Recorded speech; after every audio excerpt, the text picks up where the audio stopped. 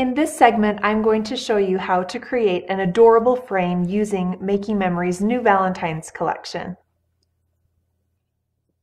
To create this Valentine's frame, we are going to cover just a solid wooden frame that you can get at a craft store.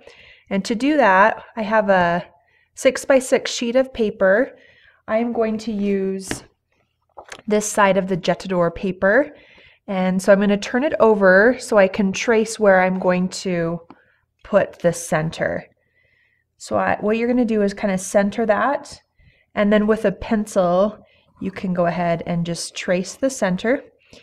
And we want to make sure we have a little bit of a border because we're going to fold or cover kind of the seam. And I'll show you how that works, but you're going to kind of just eye where you're going to cut that out. And you're going to do that with an X-Acto knife or a craft knife. And this is what your piece will end up with. This is what your paper will look like when you're finished. And I also cut some seams on each corner because, again, we're going to bend that and fold it over the frame. And we're going to do the same thing to these sides, but I'm going to wait to figure out where the frame is going to lay. So we're going to eye that, and we're going to use some adhesive. I'm just using some tacky glue, and I'm going to brush that adhesive kind of over the frame just lightly. A little goes a long way with this glue. So we'll go ahead and adhere that down, kind of adhere the inside and the outside of our frame.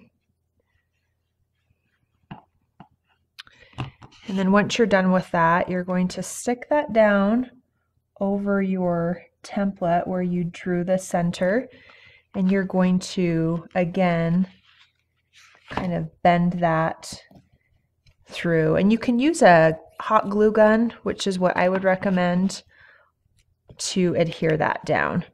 So once you're done gluing the center, you're going to cut kind of just a little bit on the outside so that it is easier to fold that through.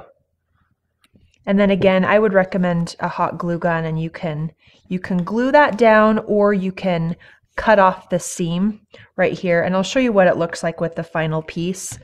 I decided to cut that with an X-Acto knife instead of curling it all the way over. So this is our final piece. You're going to cut a piece of paper.